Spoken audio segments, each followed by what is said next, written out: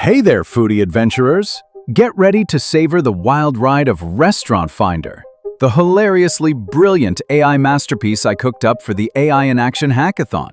where we tackle every challenge pillar: public data, Atlas Vector Search, and Google Gemini, with a side of laughs. Kicking off with MongoDB's What's Cooking dataset, a mouth-watering stash of 25,000 restaurants packed with cuisines, star ratings, and even dog-friendly spots for your four-legged buddies, all transformed into 3,072-dimensional vector magic with Gemini embedding 001 for searches so speedy they'd outrun a pizza delivery guy. Powered by Atlas Vector Search that crunches queries in under 20 milliseconds, while Vertex AI and Gemini 2.0 Flash join the party to embed and chat with flair, all routed through a snappy Flask endpoint that turns your inquisitive "where's the burger" into a lightning-fast hunt, pulling the top 5 spots for Gemini to dish out zero hallucination quips based purely on the data, keeping the convo rolling with Firestore's chat history so follow-ups feel like a comedy roast, every giggle saved for analytics and recall,